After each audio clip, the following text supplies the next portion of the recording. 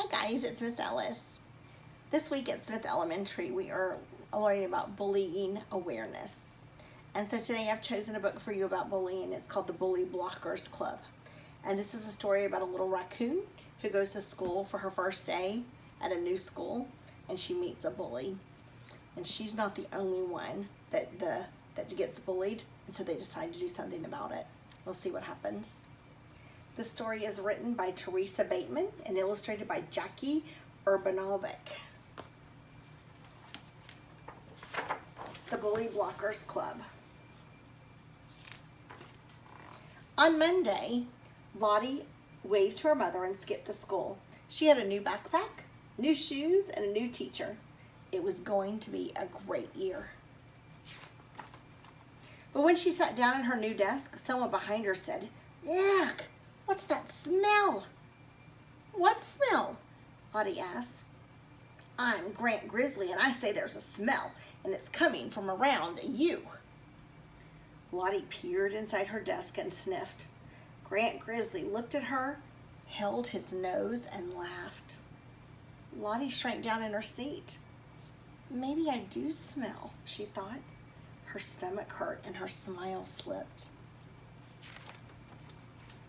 When Lottie got home, she told her little brother, Jerome, and her big sister, Lily, what had happened. "Should I tell Mrs. Kohlberg?" Lottie asked. "I don't want to be a tattletale." "All Grant did was say something," Jerome pointed out. "If he does it again, give him a karate chop." "No karate chops," Lily said, frowning. "And it's not tattling to tell the teacher if there's a problem. Still, why don't you try ignoring him first? Maybe he'll leave you alone." I think that's pretty good advice. Do you think that's what she should do? I think that's a good start. Sometimes just ignoring the problem makes it go away. Lottie decided to try Lily's idea. On Tuesday, she ignored Grant. She ignored the hand that swiped her eraser. She ignored the foot that kicked the back of her chair all morning. And she ignored all the nasty whispers.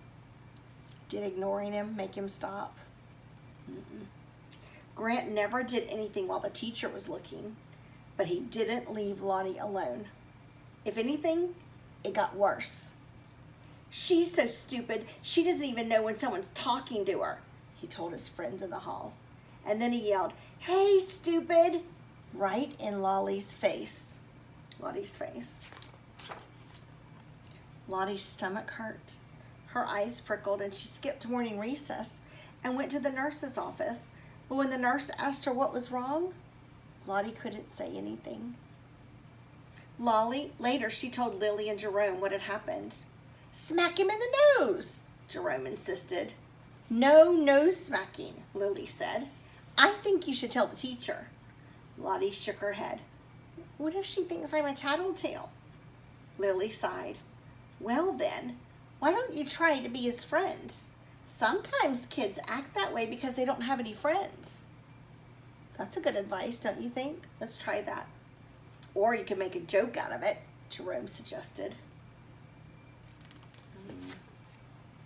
Lottie decided to give their ideas a try. On Wednesday, while Mrs. Kohlberg was talking to a parent in the hall, Lottie smiled at Grant. She asked if he liked baseball.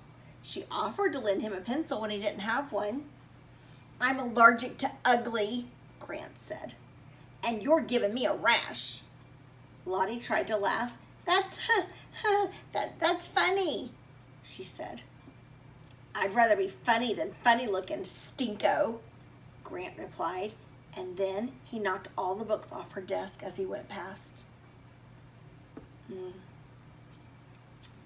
The other kids in the room looked up at the noise, and then they saw Grant, and they quickly looked down again.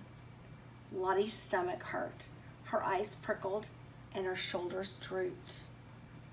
I think Lottie's got a really big problem.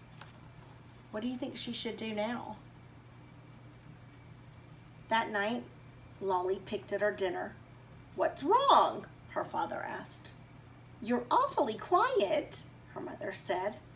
Lottie tried to smile, but she burst into tears. Lily and Jerome explained everything that had happened that week. Why didn't you tell us before? Her mother asked. And why didn't you tell Mrs. Kohlberg? Tomorrow morning I'm calling your teacher, her father said. If Grant bothers you again, look him in the eye and tell him to stop. Keep telling him until he does, and make sure that Miss Kohlberg knows. Well, that's some good advice too. Nothing else seemed to work. Let's see if this works. Thursday morning, Miss Kohlberg called Lottie and Grant to her desk. Is there a problem? She asked. No problem here, Grant said, smiling. Lottie was afraid to say anything with Grant standing right there. The teacher waited and finally said, everyone at our school is supposed to feel safe. If you don't feel safe, you need to tell an adult. That's not tattling. If you're making people feel unsafe, then you are breaking a school rule. Do you understand? I got it, Grant said, and he headed back to his desk. Lottie nodded silently, but Miss Kohlberg leaned forward. I'll keep an eye out, she said. So will the other adults. Lottie nodded again, but she wasn't sure it was going to help. At lunch, after checking to make sure no adults were watching, Grant swiped Lily's dessert. You're so fat you don't need cake, he said, stuffing it into his own mouth. Lottie's knees rattled and her throat was dry, but she remembered her father's advice. Do you remember what he told her to do? Let's see if it worked.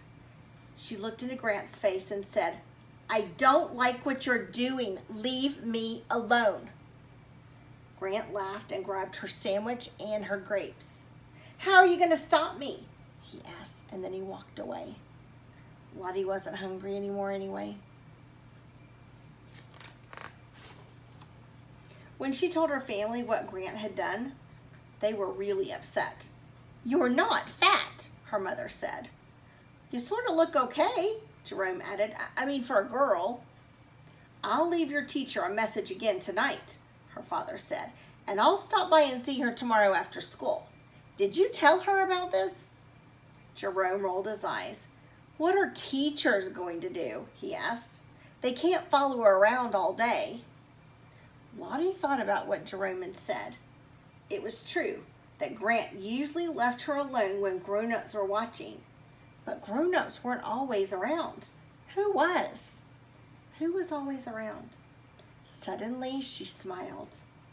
Please don't call or go to school yet, she told her father. Give me a chance to try something else first. Do you know what she's going to do? Who else is not around? If the teachers are not around, who else is always around you at school? The other students. Let's see what happens.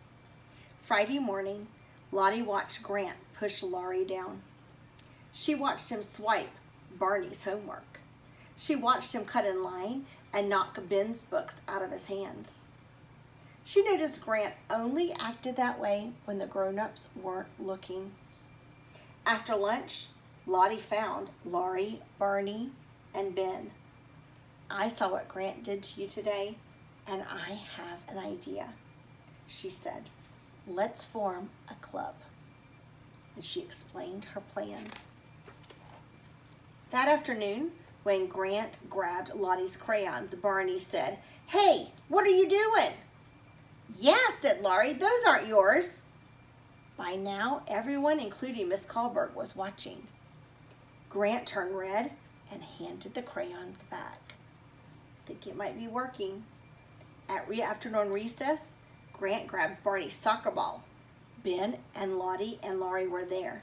They didn't yell. They just asked loudly what he thought he was doing. The playground supervisor came over to see what they were talking about. Grant gave the ball back.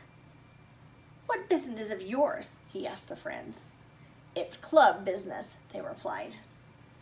Did it work again? Yes.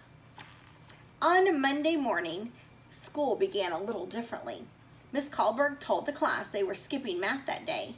They'd been having some problems at school, so today every class was going to talk about bullying, safety, and making everyone feel welcome. How do you feel when someone's bullying you? She asked. Sad, said Laurie. Scared, Lottie whispered. Sick, Barney added. Lonely, angry, the other children said.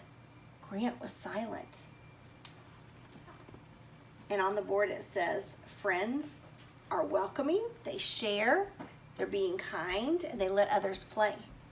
Bullies, ignore them, walk away, tell them to stop, tell a grown-up. And then they had fight back, but they crossed that out because you're not supposed to fight back. Could we come up with some rules so that people don't have to feel scared, sad, sick, lonely, or angry? Miss Kahlberg asked. There was a pause, and then hands flew up, and Miss Kahlberg wrote those suggestions on the board. Then Lottie told them about the club. Over the next few days, other kids at school heard about the club. Can we join too? They asked. Sure, Lottie and her friends replied. Everyone's welcome. Barney even came up with a great name for their club, the Bully Blockers Club. Almost everyone's a member now, Lottie reported. It's nice keeping an eye out for other people. Things got better after that. Kids spoke up when they saw something wrong, and they reached out to anyone who looked lonely. Hey, you want to play too? Me? Sure. The adults were watching too, at lunchtime and at recess and in the halls. After a while, Grant didn't seem as big and scary. One morning, he even helped Lottie when her backpack spilled. Here's your lunch, he said. Lottie smiled. Thanks. A few days later, Lottie skipped to school. She had new friends, a new attitude, and a new club. It was going to be a great year. The Bully Blockers was a brilliant idea. She wasn't about to tell Jerome that he had given the idea to her. All right, and that was the end of our story. So I hope that if you find that someone is bothering you, try some of the suggestions that Lily, her sister, told her. But then forming a Bully Blockers Club is kind of a good idea, no matter where you are. All that means is that friends stick up for other friends. When they see somebody talking to you in a not nice way or doing something that you don't like and a teacher or an adult doesn't see, you and your friends can stand together and tell them that you don't like what they're doing. But as everybody stands together, the bullying goes away. I hope you enjoyed our story and got some good ideas. I'll see you next time.